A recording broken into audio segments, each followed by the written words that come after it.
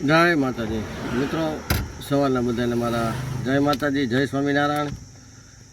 ચાલો આજે પાછા આપણે રાબેતા મુજબ સવારમાં ફેરીમાં નીકળી ગયા છીએ અને ફેરીમાં ગામમાં જે લેવાનું છે ડાળા, વાસણિયા, કુકાવાવ અને નાની કુકાવાવ 4 ગામ આપણે લેવાના છે.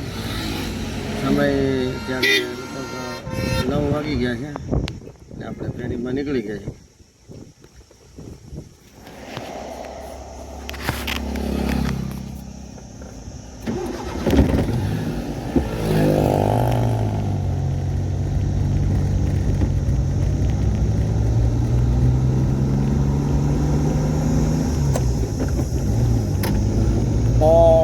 મિત્રો ફેરીમાં જ આવી છે ને અત્યારમાં સરસ મજાનું 38 ડિગ્રી તાપમાન છે.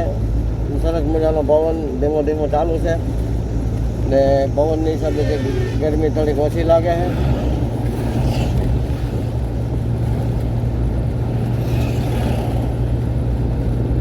ને વેકેશનના હિસાબેથી રોડ ઉપર ટ્રાફિક ખૂબ છે,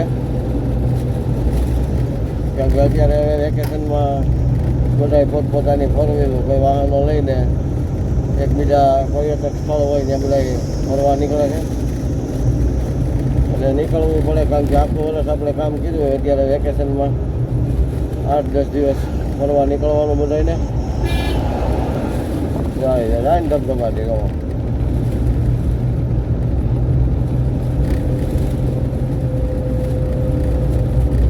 વાહન કોઈને ધીમા હાંકવા નથી, આગળ જઈને ખાલી એને બેસવાનું છે, ઉતાવળથી ખાલી રોડ ઉપર છે, બાકી ક્યાંય છે નહીં. અને એકબીજાની સાઈડ કાપવાની બધાને મજા આવે. કાપો રમ તમારે, આપણે કાંઈ ઉપાધિ નથી. આપણે ધીમે ગતિ સલામતીથી હાંક્યા જાય. આપણે ઓલા કહેવાય જ નહીં કરે, સાઈડ આપવાની નહીં, સાઈડ કાપવાની નહીં, ધીમે ધીમે હાંક્યા જાવ. વાહ સાઈડ આપી તો દઈ જો, કાપતા નથી આપણે. હા,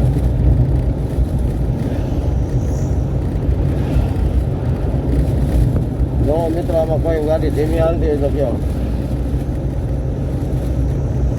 નાનામાં નાનું વાહન હોય તો લગભગ 60 ઉપરની સ્પીડ ઓછામાં ઓછી હોવી જોઈએ.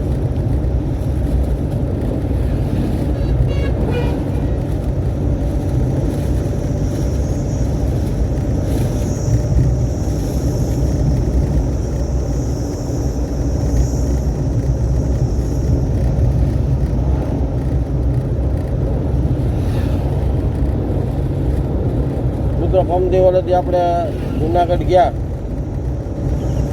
ત્યાં આપણે લગભગ 2:15 નીકળ્યા હતા, પણ તડકા જેવું નામ નહોતું. એનું કારણ તમને કહું કે ત્યાં તમને ખ્યાલ છે વૃક્ષો વધારે, ઝાડવા બહુ, એટલે ઝાડવાની હિસાબથી ગરમી નહોતી લાગતી. આમ પથરીલો વિસ્તાર છે એટલે આમ તાપમાન તો બતાવે, પણ ઝાડવાના હિસાબેથી ગરમીનું પ્રમાણ ઓછું અને પવન ખૂબ હતો, એટલે બહુ ઓલું હતું નહીં, ગરમી જેવું ન લાગે, મજા આવી એમ.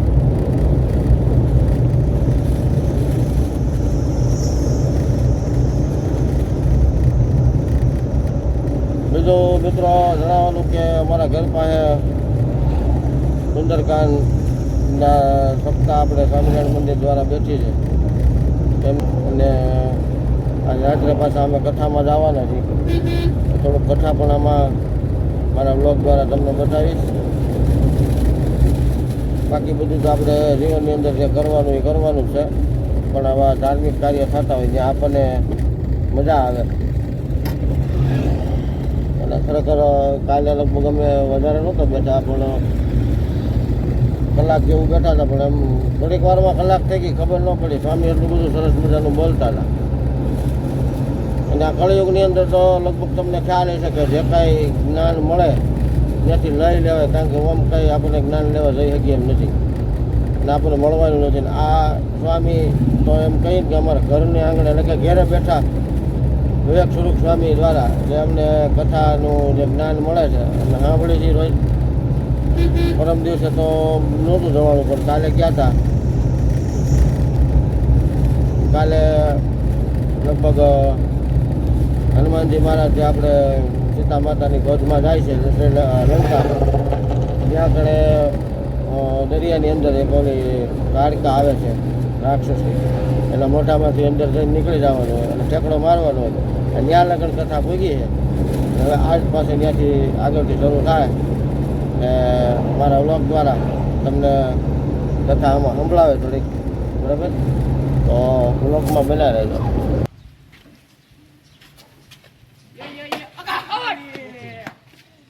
રહી ગયો જરીક.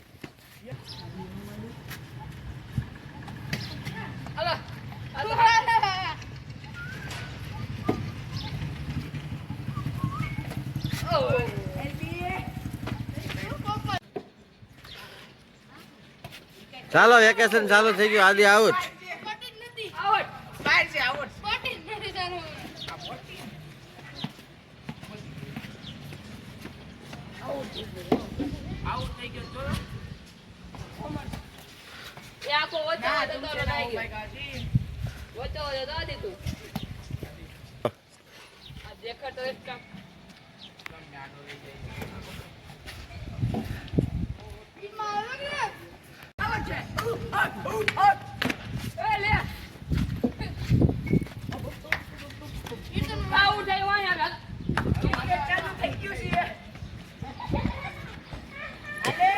ખોસરાઈ વાળું ક્રિકેટ છે, આઉટ જટદારાને આપતા નથી.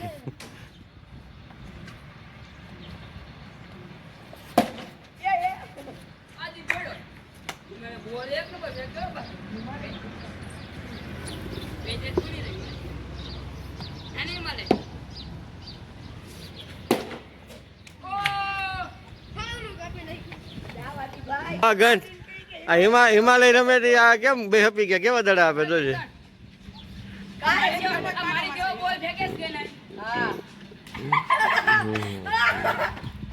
તું ને આદિ રમવો ને નહીં રમવાને.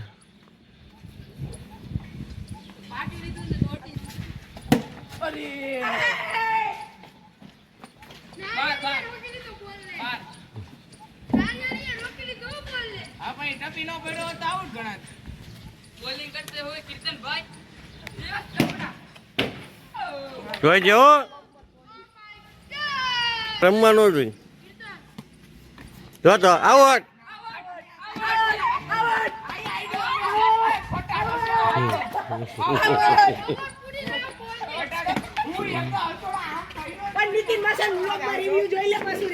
આપણે થર્ડ એમ્પાયરમાં જોઈ હાલો.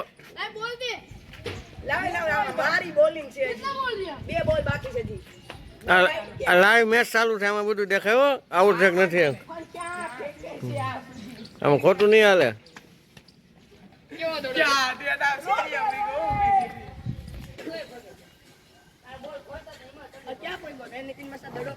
જો ઓલી વ્હાઈટ ગાડી લઈને આજે દડો લેવા ગયો તો છેટ